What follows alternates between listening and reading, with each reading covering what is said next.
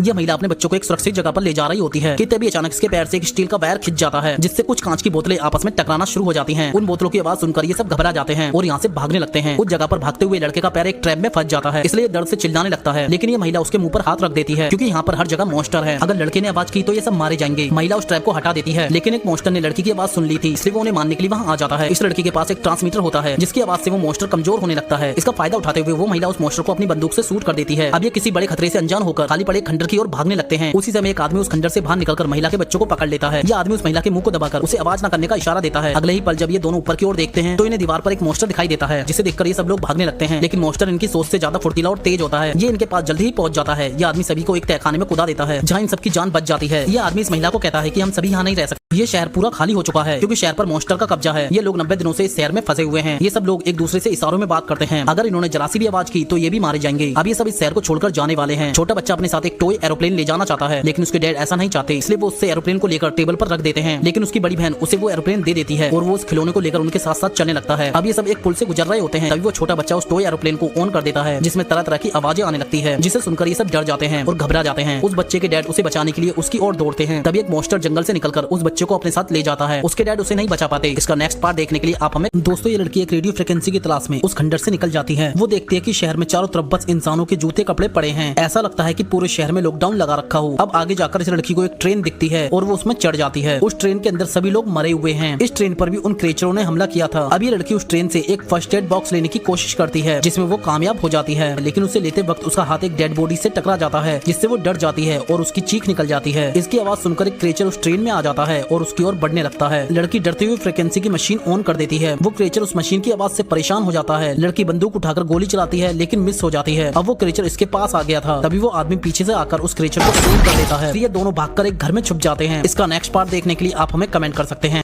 ये आदमी और ये लड़की उस घर से निकलकर बोट की मदद से एक आइलैंड पर पहुंच जाते हैं, जहां वो और लोगों को देखकर काफी खुश होते हैं। तब इस आदमी को पता चलता है कि ये मॉन्स्टर पानी में तैर नहीं सकते। अगले दिन इस आदमी को किनारे पर एक बोट दिखती है, जिसमें एक मॉन्स्टर होता है। आदमी समझ जाता है कि बोट की मदद से मॉन्स्टर इस आइलैंड पर आ गया है। वो मॉन्स्टर को देखकर सबको सुरक्षित करने के लिए भागने लगता है, लेकिन मॉन्स्टर उससे पहले पहुंचकर सब लोगों को मारना शुरू कर देता है। यहाँ का केयर टेकर सबको बचाने के लिए कार स्टार्ट करके उसका हॉर्न बजा देता है और कार को बड़ी तेजी से चलाते हुए यहाँ से ले जाता है। हॉर्न की आवाज सुनकर मॉन्स्टर इसकी कार के पीछे पड़ जाता है। उस कार में उस आदमी के साथ वो दोनों भी बैठे होते हैं। अब ये तीनों शहर के रेडियो स्टेशन तक पहुंच जाते हैं, लेकिन वो मॉन्स्टर उस केयर टेकर को बाहर खींचकर मार देता है और उन दोनों को मारने के लिए रेडियो स्टेशन के अंदर आ जाता है। वो मॉन्स्टर आदमी पर हमला कर उसे घायल कर देता है। तभी वो लड़की रेडियो जॉकी के रूम में चली जाती है और अपनी मशीन को माइक पर लगा देती है, जिससे हर जगह के रेडियो में उसी मशीन की आवाज आने लगती है। उसकी आवाज से मॉन्स्टर भी कमजोर होने लगता है। लड़की एक रोड उठाकर उसके सर में दे मारती है, जिससे उसकी मौत हो जाती है। अब सबको पता चल चुका था कि मॉन्स्टर की कमजोरी क्या है।